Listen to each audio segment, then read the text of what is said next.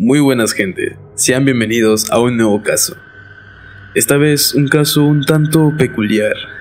Yo no entiendo de verdad quién coloca estos títulos. Sin más, comencemos. La historia del asesino otaku. Todo indicaba que la vida de Tsutomi Miyazaki no iba a ser fácil. Ya había tenido problemas desde el útero de su madre, cuando nació en Tokio el 21 de agosto de 1962.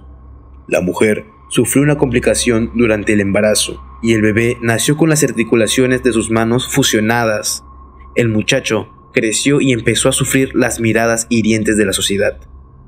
Lo que nadie sabía es que poco a poco se iba cultivando un campo de horrores en su mente, que luego de adulto le haría sufrir a sus víctimas. Miyazaki empezó el colegio y sus extrañas manos con una especie de membrana que juntaba sus dedos eran motivo de burla para sus compañeros de aula. El chico no tenía amigos y se refugiaba en los recreos, en las historias de los cómics y de anime. Mientras tanto, no tenía ningún problema para aprobar todas las materias escolares con muy buenas calificaciones. Miyazaki era reservado y rara vez participaba en eventos sociales o hacía amigos. A menudo escondía sus manos de las fotos familiares por vergüenza. Sin embargo, parecía disfrutar del dibujo y los cómics mientras estaba solo en casa. Sus dos hermanas menores, Setsuko y Haruko, consideraban a su propio hermano repulsivo, lo que solo sirvió para aislar aún más a Miyazaki de la realidad.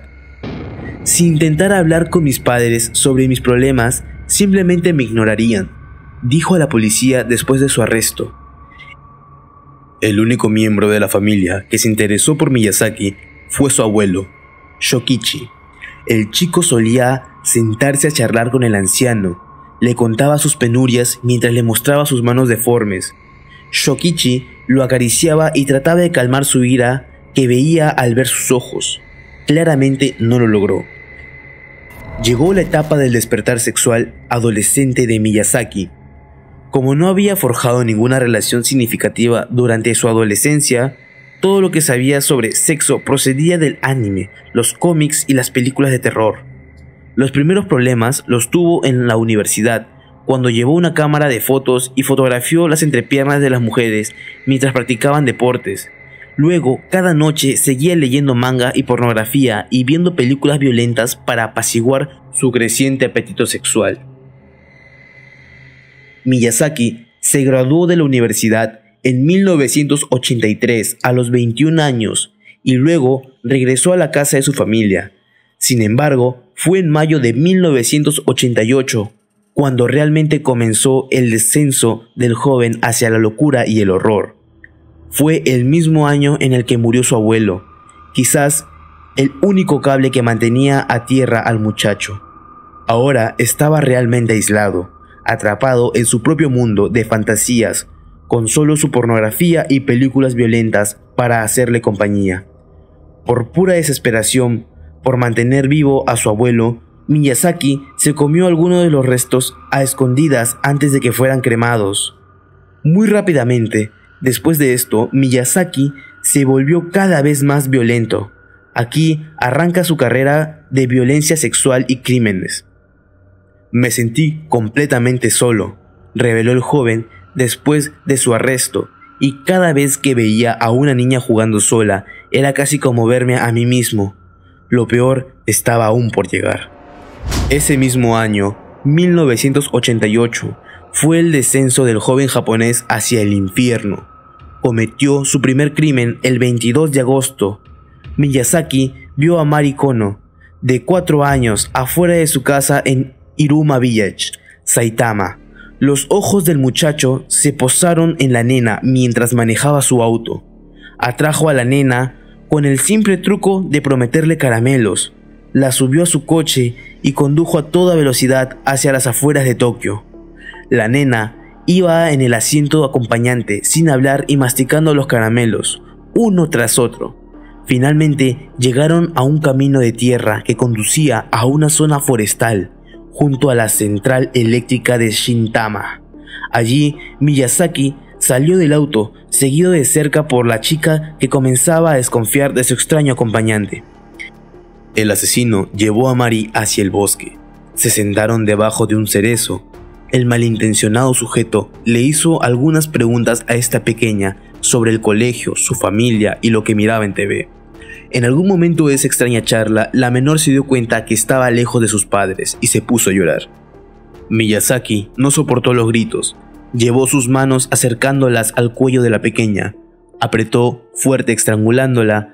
En pocos minutos, con los ojos inyectados en sangre y fuera de órbita, el asesino terminó su faena. Desnudó a la menor y luego dio riendas a sus más oscuros instintos, propasándose con los restos de la inocente Mari. Un par de horas después, el joven conducía de regreso a casa con la ropa de Mari en el asiento del acompañante. Con este hecho había despertado un despiadado asesino serial. La perversión de este criminal avanzó un paso más. Unos meses después de ese primer ataque, envió a los padres de Mari Kono una caja repleta de horror. El recipiente de cartón contenía una imagen del vestido de la nena el día de su desaparición, dientes pequeños y un mensaje: Mari cremado, huesos, investigar, probar. El asesino serial comenzaba a dejar pistas para que la policía frene su locura. Luego de su primer crimen, el joven volvía todas las semanas a la escena para chequear el estado del cuerpo de su víctima. En su última visita, le quitó las manos y los pies al cadáver y los guardó en su armario. Ese mismo año, Miyazaki secuestró a su segunda víctima, Masami Yoshizawa, de 7 años. Otra vez, vio a la nena caminando sola y le ofreció llevarla en su auto, y también la llevó a un bosque solitario. Allí, entre las hojas secas del otoño, asesinó a la niña y luego la violó. En este caso, también abandonó el cuerpo desnudo y se llevó la ropa de la víctima a su casa. La noticia llegó a los diarios sensacionalistas de Japón. Un asesino de niñas andaba suelto por las rutas de las afueras de la ciudad. Lo nombraron como asesino otaku, el criminal de niñas pequeñas.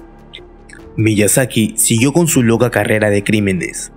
Erika Namba, de 4 años, fue secuestrada también mientras caminaba hacia su casa por una ruta. Esta vez, Miyazaki la obligó a entrar en el coche y a quitarse la ropa en el asiento trasero. Tsutomu Miyazaki le tomó fotos y la asesinó con sus manos. En lugar de dejar su cuerpo en la escena del crimen, la metió en el baúl de su coche, debajo de una sábana. La familia de Erika Namba también recibió una nota inquietante, recopilada a partir de los recortes de revistas. Decía: Erika, frío, tos, garganta, descansar, muerte. Poco tiempo después, Miyazaki secuestró a Ayako Nomoto, de 5 años, en junio de 1989. La convenció para que le permitiera tomarle una imagen. Luego la asesinó y se llevó el cadáver a su casa.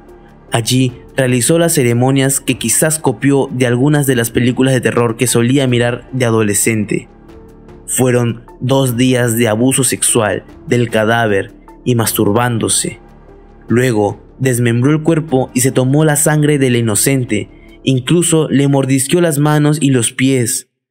Tan pronto como comenzó a descomponerse, Miyazaki guardó el cuerpo de su víctima en un armario de su casa.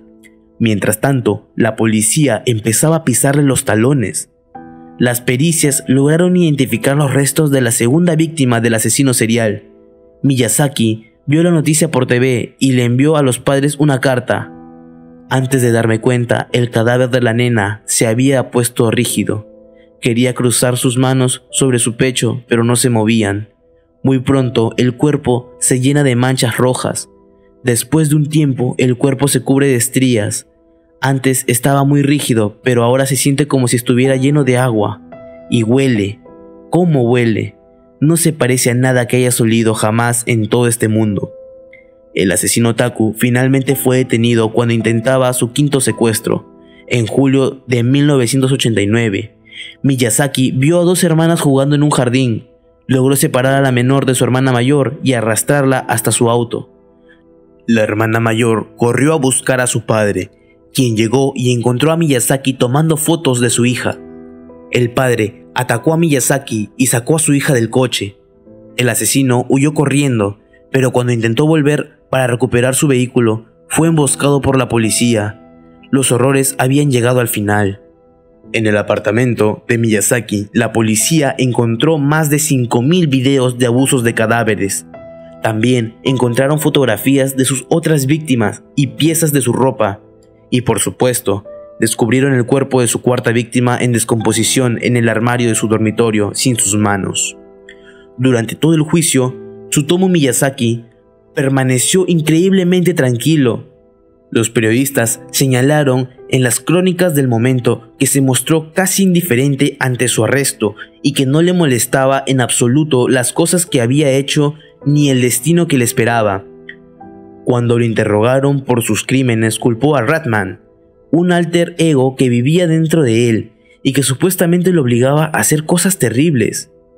Pese a los intentos de su defensa de hacerlo aparecer como débil mental, los jueces lo condenaron a la pena de muerte por sus crímenes. En el año 2008, Tsutomu Miyazaki fue ahorcado. Realmente un sujeto asqueroso y repugnante. El autocontrol en las personas es lo que nos diferencia de los animales, pero este sujeto es un indiscutible animal criminal. Como siempre aconsejándoles que nunca dejen a sus pequeños solos. Uno nunca sabe qué tipo de escorias van libres por las calles. No olvides dejar tu like y suscribirte si aún no lo estás.